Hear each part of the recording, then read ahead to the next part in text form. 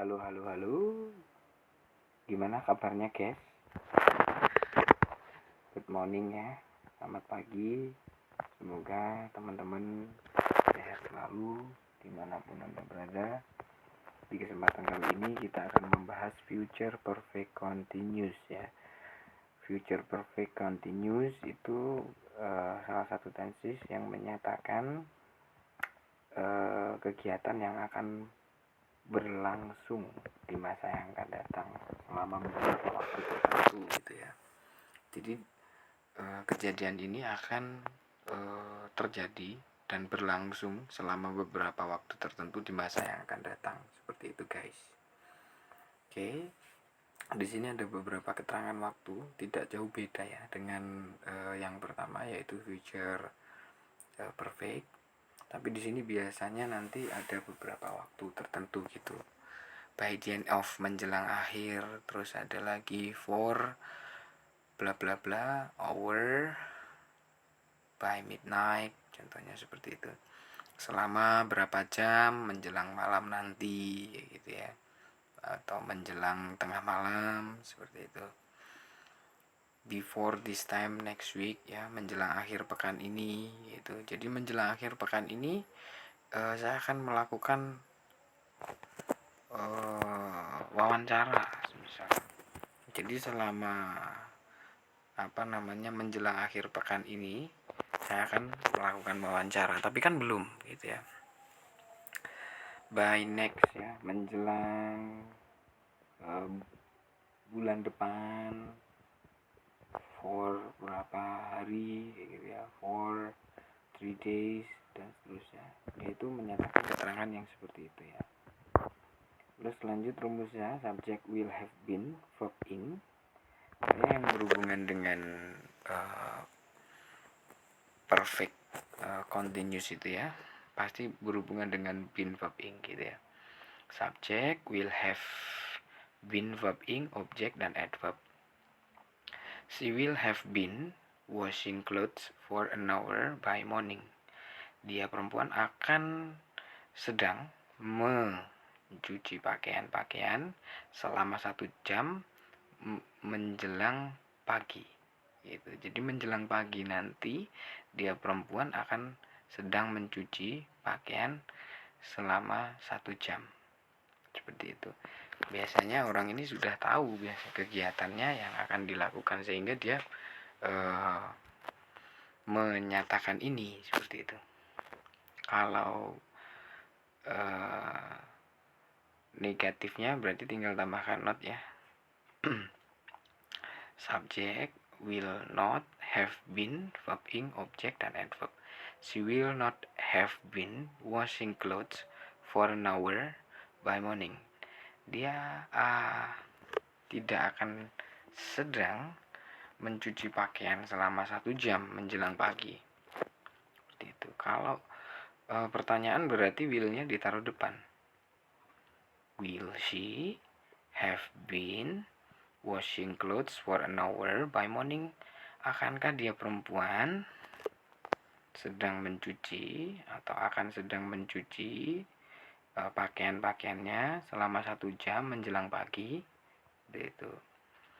Oke, untuk teman-teman biasanya bingung ditanyakan untuk kalau sudah ada will have ini ketemu subjeknya si he it, apakah have-nya berubah menjadi has? Oh tidak.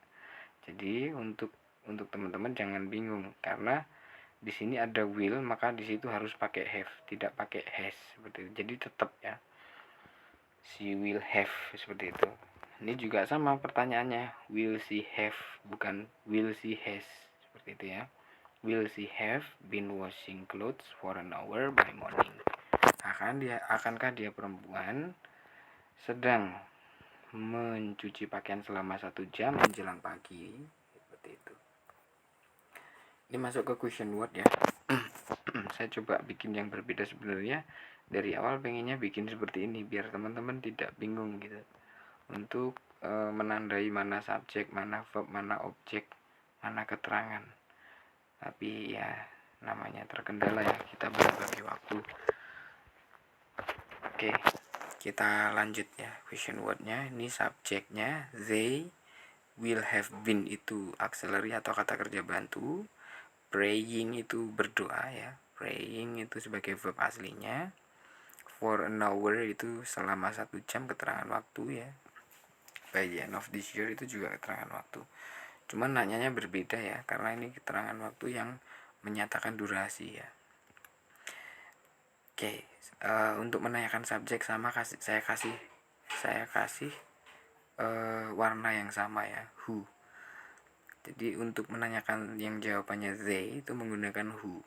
Who will have been praying for an hour by the end of this year.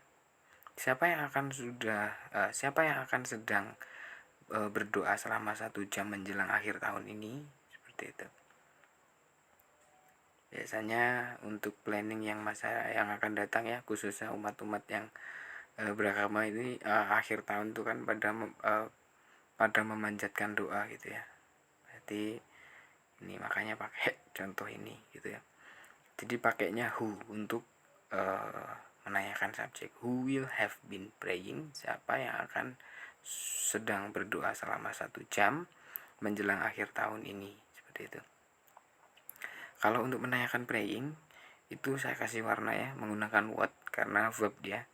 Jadi what will they have been doing for an hour by the end of this year? Apa yang akan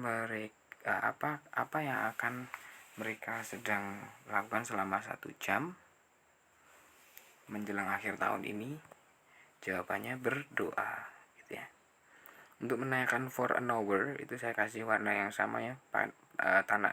Tanyanya menggunakan how long. How long will they have been praying by the end of this year? Berapa lamakah mereka akan sedang berdoa ya menjelang akhir tahun ini gitu ya. Jawabannya for an hour gitu ya. Untuk menanyakan by the end of this year itu kan keterangan waktu, berarti menanyakannya menggunakan when gitu ya. When will they have been praying for an hour? Kapankah mereka akan sedang berdoa selama 1 jam? Jawabannya by the end of this year, ya menjelang akhir tahun ini gitu. Seperti itu. Ini ada latihan-latihan ya. Coba teman-teman translate ke dalam bahasa Inggris di kolom komentar. Kalau tidak repot ya, kita akan begadang semalam penuh menjelang akhir tahun baru. Kita akan begadang semalam penuh menjelang tahun baru ya. Menjelang akhir tahun baru ini gitu ya. 2 siswa akan belajar di kelas online selama 1 jam menjelang nanti malam jam 7 gitu ya. Seperti itu. Silahkan ditranslate. Untuk teman-teman yang masih bingung, kalau ada pertanyaan silahkan tanyakan juga di kolom komentar ya. Thank you very much, semoga bermanfaat. Saya coba bikin seperti ini ya. Saya tahu untuk teman-teman banyak sekali yang pengen belajar bahasa Inggris, mungkin terkendala waktu, terkendala biaya, mungkin di rumahnya ada wifi atau mungkin numpang wifi di warung bisa belajar juga menggunakan ini ya. Thank you very much, bye bye, and sehat selalu.